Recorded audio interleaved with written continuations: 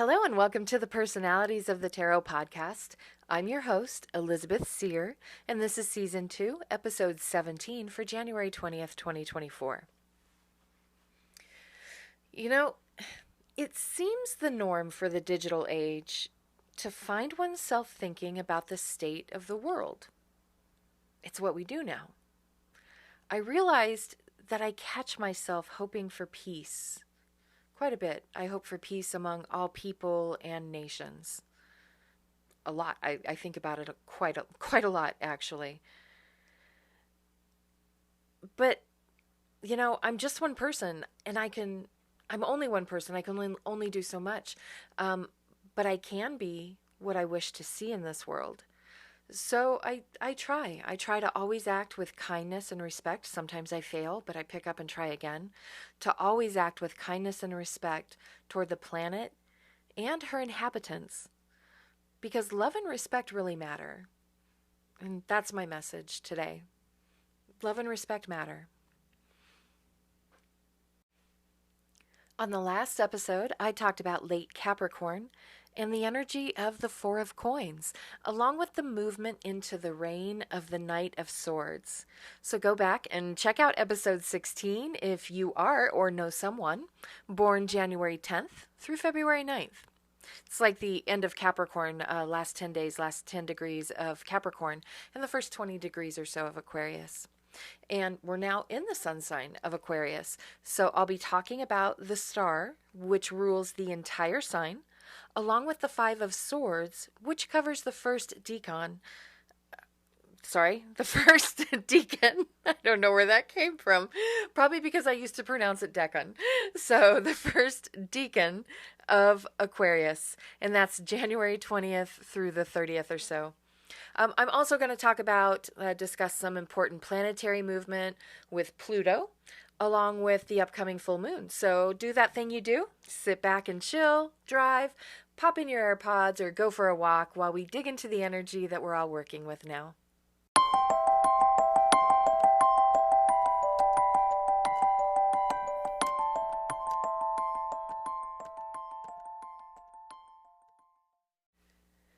Yesterday, January 20th, the beginning of Aquarius.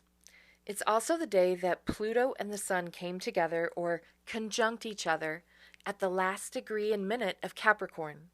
Now, that's the 29th degree, and the 29th degree is considered a critical or really karmic degree associated with intense situations and life-altering shifts and breakthroughs. So the Sun and Pluto both moved into Aquarius together. And this movement does affect all signs, but especially Aquarius and Scorpio, which is ruled by Pluto. Now, this is the first time in 226 years that Pluto has made its way back to Aquarius. And the last time, which was 1778 to 1798, that was truly an exceptionally revolutionary period. We also have our first full moon of the year coming up on January 25th. This moon is known as the wolf moon, and it's a time when the home of the wolf is blanketed in snow, and the wolves will gather to hunt or mark or defend their territory. I mean, think about it. In the silence of winter, often all you can hear is the wind through the trees and the wolf's mournful howl.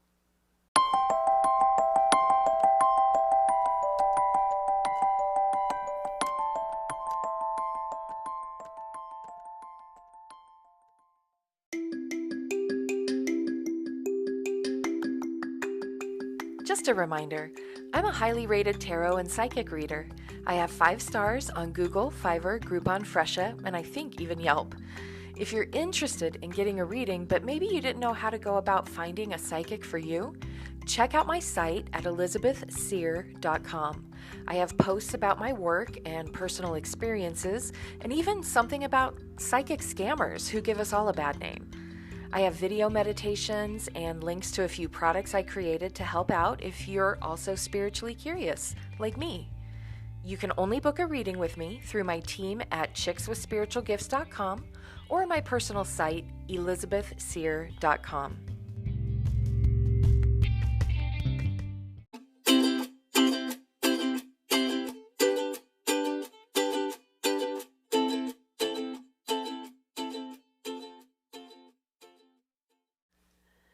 The star from the tarot covers the entire sign of Aquarius, January 20th through February 19th. The star in this period actually makes sense to me because St. Bridget's feast, her feast day, or Imbolc, depending on your belief system, or they really do go hand in hand, they fall on February 1st. And it ushers in the time of light, when the days are becoming noticeably longer again. And the star means refreshment, faith, believing, optimism, peace, and healing. If you or someone you know is born during Aquarius, you might find them always planning and looking toward the future. Aquarians are exceptionally creative and really innovative. They usually have quite the intellect, and they're kind of walking dichotomies as well, being both fantastically humanitarian but personally aloof. Now, if the energy of the star, the Aquarian star, is shadowed or dark, it could lead to despair, conflict, and discouragement. Aquarians really need to remember that negative thoughts take a lot of time and energy. So you're at your best when you can be a beacon of forward movement and positivity for everyone, including you. The star indicates a deep knowing that everything will work out all right. It's a time for finding serenity and peace of mind through reflection. So for everyone of all signs, now is a good time to be open to healing and rediscovering meaning, inspiration, and purpose in your life. Find serenity and peace of mind through reflection and look for the possibilities. Forgive, move on. Take this opportunity to relax and find tranquility and peace of mind. This period is an opportunity for renewal. The star shows that there is a light at the end of the tunnel, and this time it's not a train coming at you. It's time to allow that light to brighten your path so you can move forward.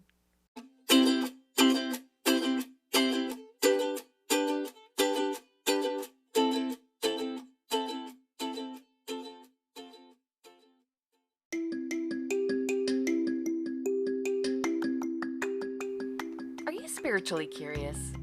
I've created some divination tools which might help you on your spiritual divination journey, including my Seer's Casting Tarot released earlier this year. I'm truly enjoying working with the 78 symbols on discs, and I can't say enough about just how thrilled I am with the casting board. It's a new way to enjoy an old divination tool. Links for my divination sets and more are at my website, elizabethseer.com.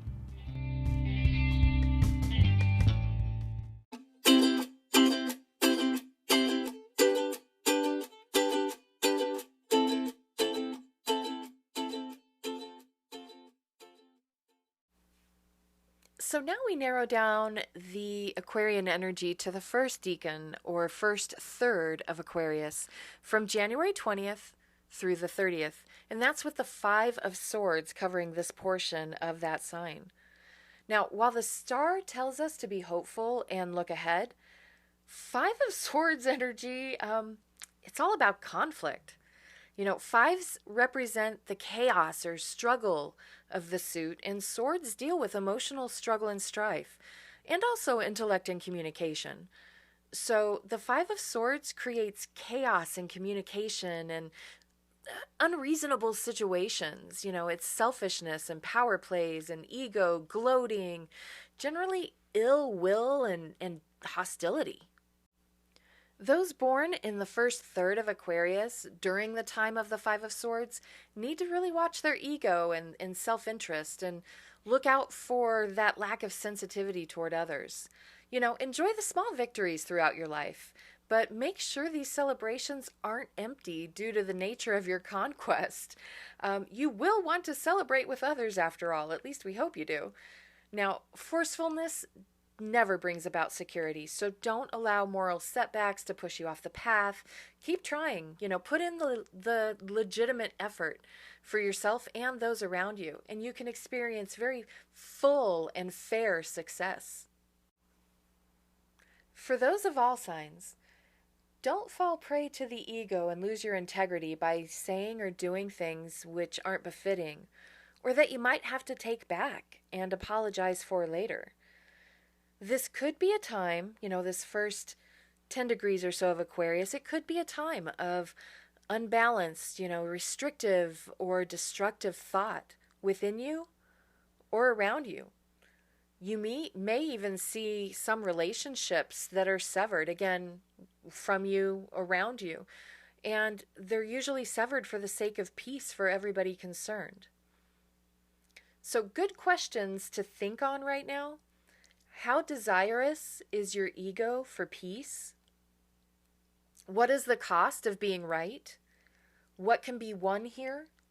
You need to ask yourself if hurting another in the process is worth the outcome, or if it's just ego winning in the end. This period can represent dysfunctional patterns which are not aligned with the highest self.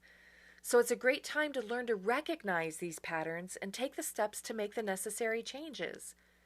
Winning is not always the most Believe it or not, winning is not always the most important thing.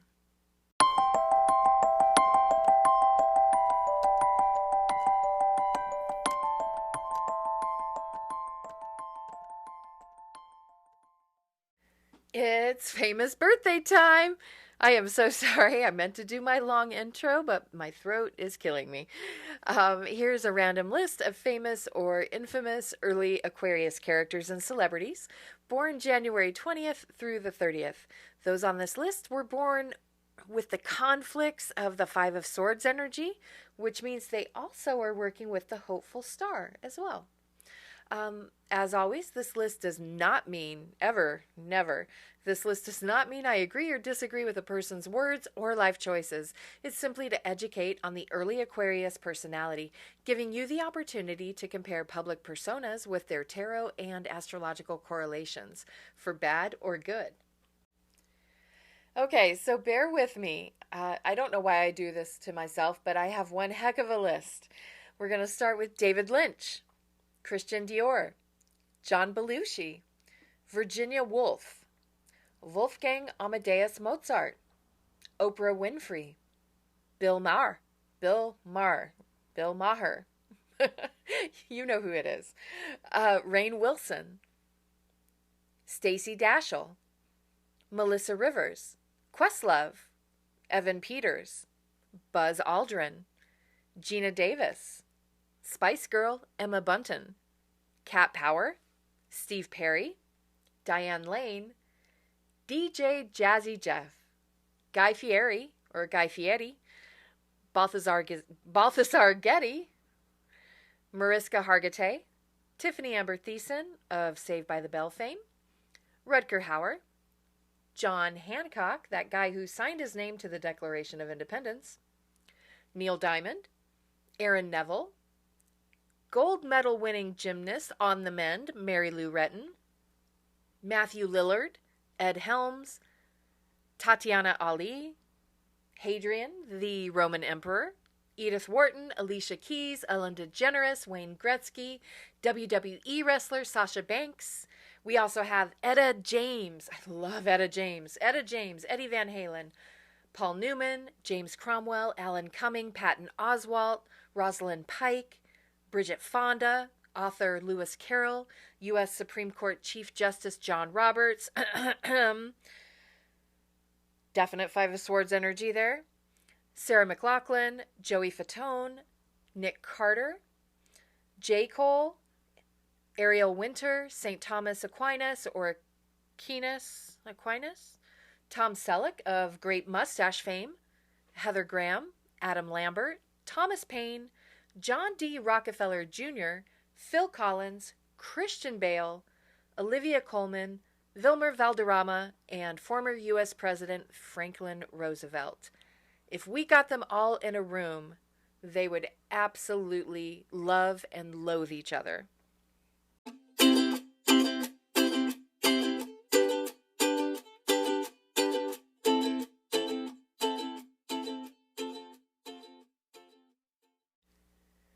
Don't forget that full moon on January 25th, the wolf moon.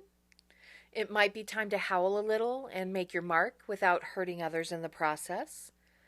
Full moons are a time to release those things which have come to fullness in your life, so you can make space and move ahead with new plans and ideas. On the next episode, around January 31st, I'll discuss mid-Aquarius energy with the Six of Swords, which will be a time for healing from the chaos of this time we're in right now, the Five of Swords. I hope you have a great 10 days, 9 days, until I can be here again. You've been listening to Elizabeth Seer, and I'm grateful for this time with you.